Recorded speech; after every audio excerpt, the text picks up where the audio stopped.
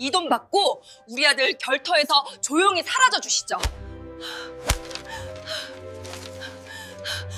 어머, 사돈 이 식당 고기 냄새가 옷에 배어서 어쩌죠? 명색이 상견례인데 이런 급 떨어지는 고깃집을 예약하시다니. 우리 아들이 아깝다는 생각이 절로 드네요. 형편에 맞추다 보니 신뢰가 많았습니다. 그래도 이 집 고기가 참 맛있어서. 맛? 사돈은 입맛도 참 저렴하시네. 자, 이거 받으세요. 우리 아들 장가 보내면서 제가 내미는 마지막 자비입니다. 이 돈 받고 우리 민준이 곁에서 조용히 사라져 주시죠. 며느리 친정이 식당 아줌마라는 소문나면 우리 집안 망신이니까요. 호텔 중식당도 아닌 변두리 작은 갈빗집의 구석진 방. 시어머니 영자는 코를 막으며 현금 5천만 원이 든 봉투를 정숙의 얼굴 앞에 던졌습니다. 정숙의 딸 수지는 사색이 되어 예비 시어머니를 말렸지만 영자의 서슬퍼런 눈빛에 입을 다물 수밖에 없었죠. 정숙은 떨리는 손으로 바닥에 떨어진 봉투를 주워 올렸습니다. 그녀의 손마디는 수십 년간 불판을 닦느라 굵어지고 거칠어져 있었습니다. 영자는 그 손을 보며 경멸하듯 침을 뱉고는 방을 나갔습니다. 하지만 영자는 꿈에도 몰랐을 겁니다. 본인이 무시하고 침을 뱉은 그 식당 아줌마 정숙이 사실은 자신이 입주해 있는 강남 300억 빌딩의 진짜 소유주이자 전국의 50개 체인을 거느린 정숙과 갈비에 숨겨진 회장이라는 사실을 말입니다. 정숙은 찢어진 봉투를 품에 안으며 조용히 은조렸습니다. 그래요, 사돈. 급 차이가 뭔지 제대로 보여드리죠. 식당 아줌마라고 무시하며 며느리 친정 엄마의 얼굴에 돈 봉투를 던진 무개념 시어머니. 그녀의 운명이 단 1시간 만에 어떻게 뒤바뀔까요? 지금 시작합니다. 구독과 좋아요는 정의 구현의 힘이 됩니다. 정숙의 인생은 오직 딸 수진을 위한 재물이었습니다. 젊은 나이에 남편을 사고로 잃고 등에 업은 갓난아기 수진을 달래며 그녀가 선택한 곳은 시장통의 가장 구석진 국밥집이었습니다. 남들이 기피하는 가스불 앞에서의 15시간. 정숙의 손등은 기름이 튀어 성할 날이 없었고 겨울이면 찬물에 그릇을 닦느라 손가락 끝이 갈라져 피가 맺혔습니다. 엄마, 나 배고파라는 딸의 한마디에 정숙은 본인의 밥그릇을 밀어놓고 식당 손님들이 남긴 밥잔 여물을 몰래 먹으며 버텼습니다. 세월이 흘러 작은 국밥집은 정숙의 손맛과 성실함 덕분에 지역의 명물 갈빗집으로 성장했습니다. 하지만 정숙은 돈을 벌어도 자신을 위해 단 1원도 쓰지 않았습니다. 딸 수진에게는 명품 가방은 못해줘도 부족함 없는 교육을 시켰고 행여나 엄마가 식당 일을 한다고 학교에서 기죽을까봐 학부모 모임에도 늘 단정한 정장을 차려입고 나갔습니다. 수지는 그런 엄마의 마음을 알아 명문대를 졸업하고 대기업에 취직하며 정숙의 유일한 자랑이 되었습니다. 그러나 정숙은 딸에게 자신의 재산을 철저히 숨겼습니다. 돈의 무서움을 아는 그녀였기에 딸이 온실 속 화초처럼 자라기보다 자립심 강한 아이로 크길 바랐기 때문입니다. 수진이 가져온 예비사위 민준을 보았을 때 정숙은 그저 착해 보이는 인상에 만족하며 기쁘게 결혼을 승낙했습니다. 정숙은 그저 평범한 식당 아줌마로서 딸의 행복을 빌어주고 싶었습니다. 하지만 세상은 정숙의 진심을 가난이라는 잣대로 난도질하기 시작했습니다. 민준의 어머니 영자는 첫 만남부터 정숙의 거친 손과 낡은 신발을 훑어보며 대놓고 불쾌감을 드러냈습니다. 정숙은 딸을 위해 그 모욕을 묵묵히 견뎠습니다. 수진이만 행복하다면 내 자존심쯤은 불판에 구워버려도 괜찮다고 스스로를 다독이며 말이죠.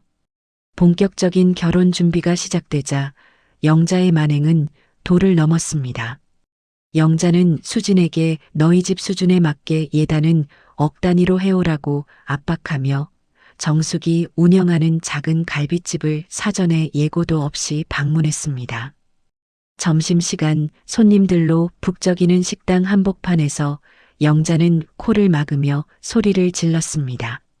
세상에, 여기서 나는 고기 누린내 때문에 머리가 다 아프네. 사돈, 이런 데서 일하면서 우리 아들 결혼식에 올 생각이에요? 손님들이 사돈 손 보고 뭐라고 하겠어요? 그냥 결혼식 날엔 몸 아프다고 하고 오지 마세요. 식당 직원들과 단골 손님들이 모두 지켜보는 가운데 영자는 정숙에게 빨간 고무장갑을 던지며 비웃었습니다. 이게 사돈한테는 딱 어울리는 보석이네. 이런 거나 끼고 불판이나 닦으라고요. 우리 민준이는 교수 집안 딸이랑 선볼 수도 있었는데 괜히 정에 이끌려서. 정숙은 부들부들 떨리는 손을 앞치마 뒤로 감췄습니다. 딸 수진이 옆에서 눈물을 흘리며 영자를 말렸지만 영자는 오히려 수진의 뺨을 살짝 치며 너도 엄마 닮아 천박하게 굴지 말라며 독서를 내뱉었습니다. 그날 밤 정숙은 식당 바닥을 닦으며 참아왔던 눈물을 쏟아냈습니다. 자신이 가난한 척했던 것이 딸에게 독이 된 것 같아 가슴이 찢어지는 듯 했습니다. 영자는 수진에게 전화를 걸어 결혼하고 싶으면 내 엄마 식당 때려치우고 지방으로 내려보내. 내 눈앞에 안 띄게라고 협박까지 했습니다. 정숙은 깨달았습니다. 상대의 무식함과 천박함은 배려로 고쳐지는 게 아니라 압도적인 힘으로 눌러야만 멈춘다는 것을요. 그녀는 20년 동안 금기시하며 열지 않았던 비밀 금고의 열쇠를 꺼냈습니다. 그 안에는 전국 정수가 체인점의 등기권리증과 영자가 살고 있는 빌딩의 관리 계약서가 잠들어 있었습니다. 사실 영자는 강남의 한 빌딩에서 호화로운 카페를 운영하며 사모님 소리를 듣고 살았지만 실장은 월세가 밀려 건물주에게 쩔쩔매는 처지였습니다. 영자는 상견례 자리에서 정숙에게 던졌던 그 5천만 원도 사실은 빌딩 대출 이자를 갚으려던 돈을 빼돌린 것이었죠. 영자가 그렇게 급을 따졌던 이유는 본인의 바닥나는 재정 상태를 감추기 위한 처절한 발악이기도 했습니다. 정숙은 조용히 빌딩 관리 사무실로 향했습니다. 관리소장은 정숙을 보자마자 사색이 되어 90도로 허리를 숙였습니다. 회장님, 미리 연락도 없이 어쩐 일이십니까? 정숙은 말없이 영자가 운영하는 카페의 임대차 계약서를 검토했습니다. 이미 월세가 3개월이나 밀려 명도 소송을 진행해도 무방한 상태였죠. 정숙은 그곳에서 영자가 다른 사모님들에게 정숙과 수진을 거지 같은 식당 집안이라고 험담하는 녹음 파일까지 확보하게 됩니다. 정숙은 관리소장에게 명령했습니다. 내일부터 이 빌딩의 모든 관리 규정을 법대로 집행하세요. 특히 3층 카페, 월세 미납에 대한 내용 증명 발송하고 위생 점검 및 소방 점검도 철저히 하라고 전하세요. 아, 그리고 건물주가 직접 방문할 예정이라고도 덧붙이세요. 정숙은 카페 유리창 너머로 우아한 척 커피를 마시는 영자를 바라보았습니다. 영자는 곧 자신에게 닥칠 폭풍을 전혀 모른 채 며느리 친정 식당을 어떻게 폐업시킬지 궁리하며 웃고 있었습니다. 정숙은 손에 쥔 건물주 인감을 꽉 쥐었습니다. 이 작은 도장 하나가 한 사람의 세계를 어떻게 무너뜨릴지 정숙은 이미 알고 있었습니다. 영자는 건물주가 방문한다는 소식에 사색이 되었습니다. 월세가 밀린 마당에 건물주 눈밖에 나면 카페 권리금도 못 받고 쫓겨날 판이었으니까요. 스트레스가 극에 달한 영자는 화풀이 대상을 다시 정숙으로 잡았습니다. 그녀는 사람을 시켜 정숙의 식당에 유통기한 지난 고기를 쓴다는 허위 제보를 하고 위생과 공무원들을 대동해 식당을 들이닥쳤습니다. 사돈, 내가 말했지? 수준 안 맞는 짓 그만두라고. 이제 식당 망하게 생겼으니 어쩌나? 내 아들 발목 잡지 말고 조용히 감옥이나 가세요. 영자는 구청 직원들 뒤에서 팔짱을 끼고 비아냥거렸습니다. 하지만 정숙은 당황하지 않았습니다. 이미 모든 고기는 당일 도축된 최상급이었고 식당 내외부에는 사각지대 없는 CCTV가 설치되어 있었죠. 오히려 영자가 사주한 남자가 주방에 몰래 상한 고기를 던져넣는 장면이 고스란히 포착되었습니다. 영자는 상황이 불리하게 돌아가자 이번에는 수진을 공격했습니다. 회사 게시판에 학벌 위조 며느리라는 루머를 퍼뜨려 수진을 징계위원회에 회부하게 만든 것이죠. 수진은 눈물을 흘리며 정숙에게 전화를 걸었습니다. 엄마, 나 너무 힘들어. 민준 씨 어머니가 날 죽이려고 해. 정숙의 눈에서 푸른 불꽃이 튀었습니다. 자식의 눈물은 부모를 악마로 만들기도 합니다. 정숙은 즉시 변호인단을 구성하고 영자의 카페로 향했습니다. 사돈, 이제 당신이 칠 수 있는 사고는 다 쳤나요? 이제 내 차례입니다. 정숙의 목소리는 낮고 낮았지만 그 울림은 카페 전체를 얼어붙게 만들었습니다. 더 가슴 아픈 것은 예비사위 민준의 태도였습니다. 민준은 어머니 영자의 악행을 알면서도 우리 엄마가 원래 성격이 좀 불같아서 그래. 수진아, 내가 좀 참아줘. 나중에 우리가 잘 살면 되잖아라며 방관했습니다. 심지어 정숙이 영자에게 모욕당하는 순간에도 민준은 어머니의 눈치를 보며 정숙의 손을 잡아주지 않았습니다. 수진은 믿었던 사랑에게 배신당했다는 사실에 무너져 내렸습니다. 영자는 한술 더 떠 수진의 친정집을 찾아와 가구들의 빨간 딱지를 붙이겠다고 행패를 부렸습니다. 사채업자들을 동원해 정숙을 협박하고 식당 아줌마 주제에 감히 우리 아들이랑 결혼시키려 하냐며 정숙의 머리채를 잡으려 했습니다. 동네 주민들이 보는 앞에서 정숙은 온갖 수치심을 당했습니다. 영자는 정숙의 앞치마를 찢으며 소리쳤습니다. 이게 네 수준이야. 평생 남이 먹다 남은 뼈나 발라먹고 살라고. 정숙은 바닥에 흩어진 찢어진 앞치마 조각을 보며 소리 없이 웃었습니다. 극한의 슬픔은 웃음이 된다는 것을 그녀는 처음 알았습니다. 민주는 그 광경을 보고도 차 안에 숨어 나오지 않았습니다. 정숙은 차창 너머 민준과 눈이 마주쳤습니다. 비겁함으로 가득 찬 사위의 눈빛을 보며 정숙은 이 결혼을 완전히 끝내기로 결심했습니다. 그리고 영자가 가장 소중히 여기는 강남 사모님이라는 가짜 껍데기를 박살내기 위한 마지막 단추를 채웠습니다. 정숙은 자신의 수행 비서에게 전화를 걸어 짧게 명령했습니다. 내일 오전 10시 빌딩 전체 회에 소집하세요. 건물주 자격으로 참석합니다. 모든 일이 벌어진 그날 밤 정숙은 빗속에서 남편의 묘소를 찾았습니다. 굵은 빗줄기가 그녀의 어깨를 때렸지만 정숙은 미동도 하지 않았습니다. 여보, 내가 너무 숨기고 살았나 봐. 수진이가 나 때문에 저런 괴물들에게 멸시를 당했어. 내가 바보 같아서 우리 딸 가슴에 대못을 박았어.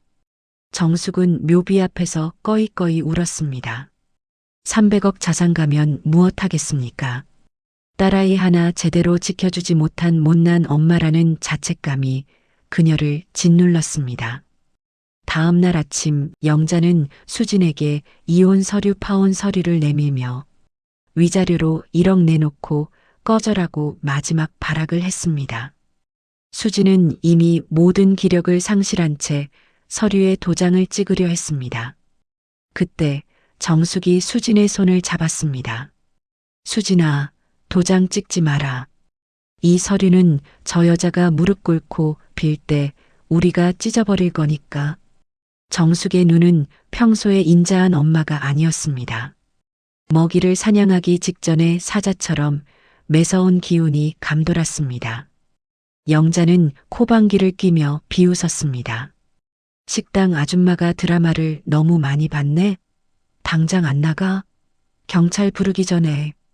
정숙은 조용히 핸드폰을 꺼내 영자에게 보여주었습니다. 그것은 영자의 카페가 불법 건축물로 신고되어 강제 철거 명령이 떨어졌다는 공문과 월세 미납으로 인한 즉시 퇴거 통보서였습니다. 이게 뭐야? 네가 어떻게 이걸? 영자의 손이 파들파들 떨리기 시작했습니다. 정숙은 차갑게 덧붙였습니다. 사돈, 아니 김영자 씨. 당신이 그토록 떠받들던 빌딩 주인 만나러 가야죠? 지금 관리 사무실에서 기다리고 있습니다. 영자는 설마 하는 마음으로 관리 사무실로 뛰어갔습니다. 그곳에서 보게 될 풍경이 자신의 인생을 송두리째 바꿀 지옥이라는 사실을 모른 채 말이죠.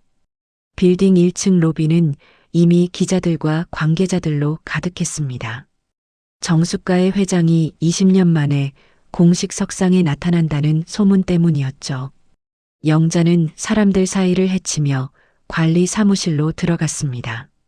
그곳 상석에는 평소 자신이 식당 아줌마라며 무시하던 정숙이 낡은 앞치마 대신 수천만 원을 호가하는 실크 정장을 입고 앉아 있었습니다. 그녀의 곁에는 국내 최고 로펌의 변호사들이 호위하듯 서 있었고 빌딩 관리소장은 정숙 앞에서 고개도 들지 못한 채 서 있었습니다. 오셨습니까? 김영자 임차인님? 정숙의 목소리가 장례를 압도했습니다. 영자는 뒷걸음질을 쳤습니다. 말도 안 돼. 당신이 어떻게 회장이야? 이건 사기야. 연극이라고. 정숙은 비서가 건네준 서류 뭉치를 영자의 발치에 던졌습니다. 그것은 영자가 상견례 때 던졌던 돈 봉투와 똑같은 모습이었습니다. 당신이 그랬지? 급이 맞아야 한다고. 자, 이제 급을 따져봅시다. 3개월 밀린 월세 4,500만 원. 카페 내 불법 확장 공사로 인한 과태료 2억. 그리고 내 딸 수진이에 대한 명예훼손과 폭행에 대한 민형사상 소송액 10억. 영자는 다리에 힘이 풀려 그 자리에 주저앉았습니다. 민준 역시 뒤늦게 달려와 그 광경을 목격하고는 돌처럼 굳어버렸습니다. 정숙은 민준을 향해 고개를 돌렸습니다. 민준 군, 자네는 비겁한 방관자였네. 내 딸의 눈물을 닦아주지 않은 대가는 자네, 어머니와 함께 치르게 될 거야. 정숙은 로비에 설치된 대형 스크린을 가리켰습니다. 그곳에는 영자가 그동안 정숙의 식당에서 행패를 부리고 수진을 모욕했던 모든 영상이 전 국민이 보는 앞에서 생중계되듯 흘러나오고 있었습니다. 영자의 강남 사모님 가면이 전 세계가 보는 앞에서 가루가 되어 흩어지는 순간이었습니다. 김영자는 결국 모든 재산을 압류당하고 카페에서 쫓겨났습니다. 그녀가 저지른 명예훼손과 무고죄는 실형으로 이어졌고 한때 수입 향수 냄새를 풍기던 그녀는 이제 교도소의 차가운 바닥에서 콩밥을 먹는 신세가 되었습니다. 비겁했던 아들 민수 역시 회사에서 파면당하고 신용불량자로 전락했습니다.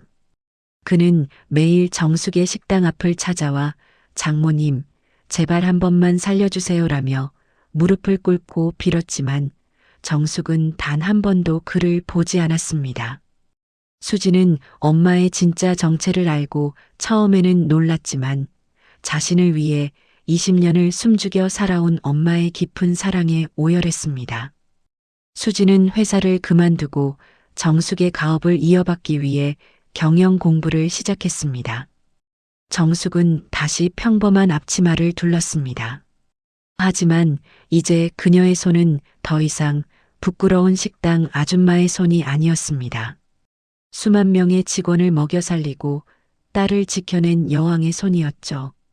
1년 뒤 정숙은 전국 100번째 체인점 오픈 기념식장에 섰습니다. 화려한 조명 아래서 그녀는 마이크를 잡고 말했습니다. 사람의 귀천은 입은 옷이나 가진 돈으로 결정되는 것이 아닙니다. 타인의 눈물을 닦아줄 줄 아는 따뜻한 마음, 그것이 진짜 급입니다. 행사장 밖에서는 폐지를 줍던 영자가 정숙의 화려한 포스터를 보며 피눈물을 흘리고 있었습니다. 정숙은 그를 보며 단 한 번의 눈길도 주지 않은 채 환하게 웃으며 다가오는 딸 수진을 꽉 껴안았습니다. 시련은 지나갔고 정숙의 갈비 냄새는 이제 전국에서 가장 향기로운 성공의 향기가 되어 널리 퍼져나갔습니다. 진실은 반드시 밝혀지고 악은 자신이 판 함정에 스스로 빠지게 마련입니다. 오늘 사연이 여러분의 가슴 속에 맺힌 응어리를 시원하게 뚫어드렸나요? 사람 무시하는 이들에게는 이 영상이 최고의 경고장이 될 것입니다. 오늘 사연이 통쾌하셨다면 구독과 알림 설정으로 다음 사이다 사연도 꼭 함께 해주세요. 시청해주셔서 감사합니다.